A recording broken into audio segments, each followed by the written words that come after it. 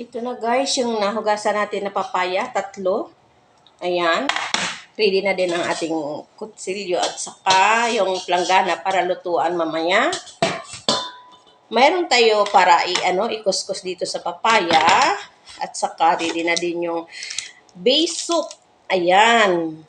1 kilo to guys, mabibili sa sa Shopee, base soup.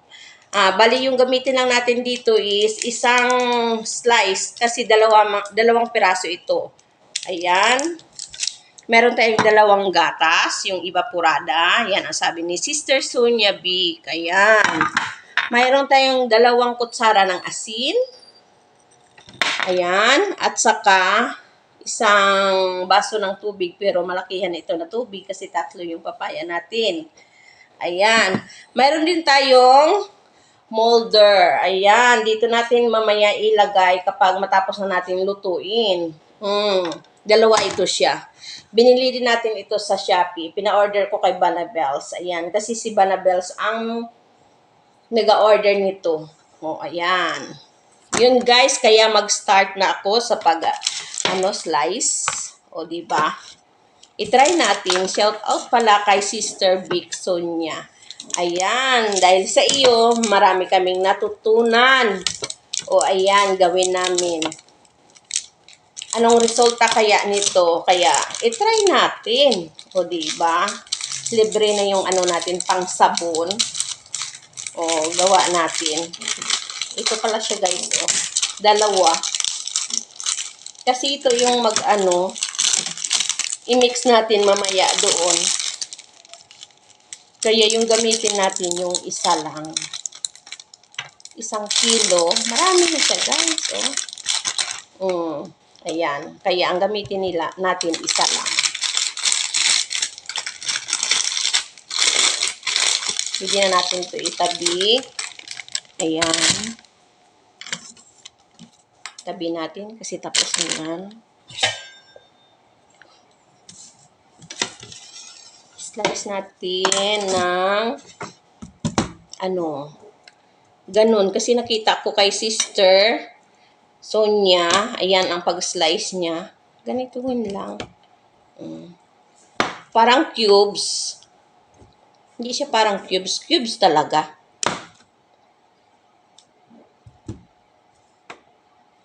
Banabels, pwede mo ako ng electric fan. Nakalimot ako sa electric fan. Mainit. Ayan. Tapos, pagkatapos nito, yung isunod ko yung ng papaya.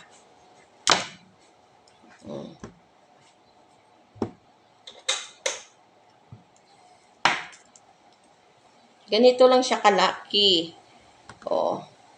Ganyanin lang. Tapos, lagay natin dyan sa plato. Thank you sa electric fan, Banabels. Ganun lang, guys. Ganito kalaki, Diba? Okay na yan. Yung, diyan, curtain. Okay na yan. Matutunaw lang ito mamaya kapag na siya. Sabay lutuin. Diba?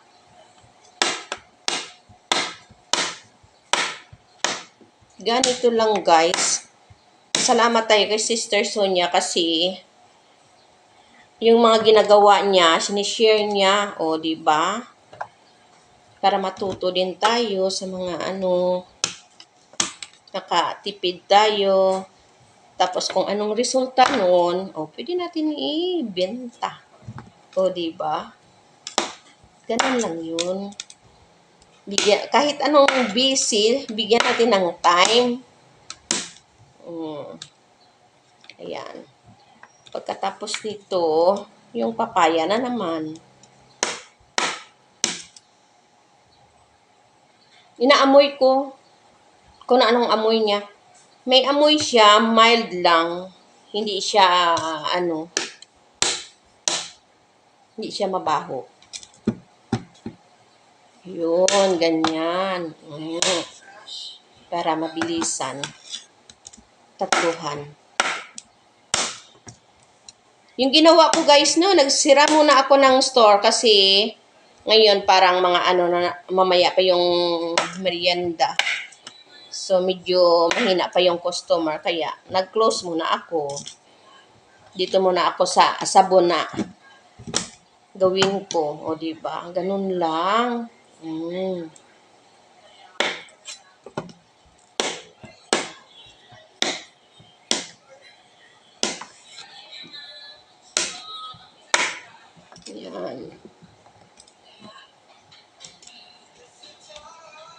Hindi pala makita dito. Ayan.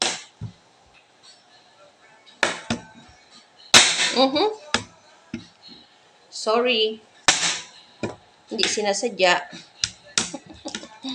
Para mabilis, ganyanin natin.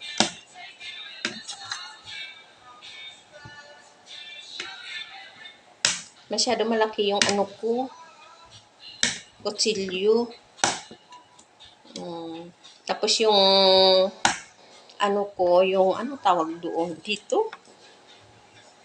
Nakalimutan ko yung tadtaran. Ano gani sa ano ding tadtaran? Nakalimutan ko. Papalan ilunggo managod.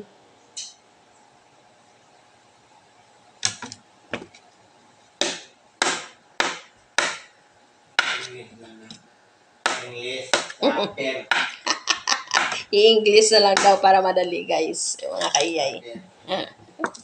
Chopper. Chopper! O yan.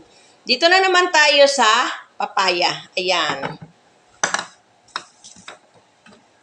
Ito, papaya na naman tayo. Ayan. Matamis kaya to. Ginamit ko yung isa kanina kasi kanina 4 to siya. Kaya, gigawa namin ng shake. Ayan.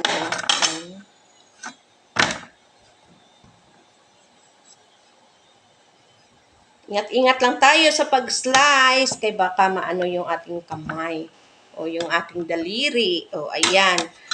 Kuhanan na natin ng buto-buto.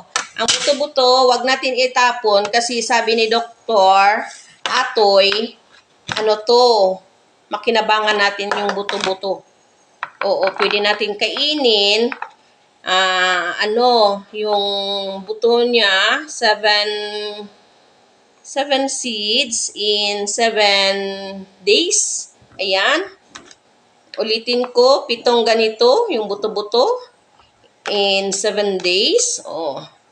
Mahalaga daw to sa sa pagpagaling kapag mayroon kang kidney. Ayan. So, malaking tulong. Maraming benefits yung makuha natin dito sa papaya. Pwede din ito sa melasma. Makakuha din ito. May nagturo sa akin noon, nung doon pa ako sa may Biluna, na nagsama ako kay Banabels dahil siya ay naoperahan sa heart. Kaya, ako yung watcher, siyempre. Kaya may nagsabi sa akin noon, kasi galing ako sa Kuwait din, sa Middle East. Malaki yung melasma ko dito. Ayan. Ay, tinuro niya sa akin, itong ganito, i-script ko lang daw, tapos ilagay dyan. Kaya nag-try din ako. Marami siyang Oo. Kaya ngayon, wala na akong melasma. Yan, kunti na ang bali yung original skin ko na yan. O, diba? Original face. May ganun pa nalalaman si kaiyay nyo. Si iyay nyo. O, diba? Mamaya ilagay ko yan sa face ko. Yung iba dyan. Bali, lang natin siya ng 30 minutes ibabad. Yung ganito, kunin lang natin yung buto-buto. Tapos, yung ilagay natin, yung na-script natin na parang ugat-ugat niyan. Ilagay natin dyan sa face natin. Makakuha yan ng melasma. Melasma. Pikas. Diba? Yun lang, guys. Mamaya, abangan nyo naman ang pagluluto ko at saka pag-mix. Kung saan natin Mamaya ipa-prepare ko pa kay Banabels yung lutuan ko kasi katagal ako hindi nakapagluto diyan sa loob sa may gasol. Kasi ako, kapag magluto ako doon, ako sa labas, sa kahoy. Makita nyo minsan yung content ko, kapag nagluto ako doon, ako sa kahoy, kasi mahilig ako sa kahoy. Lumaki ako sa kahoy. Kung alam nyo lang.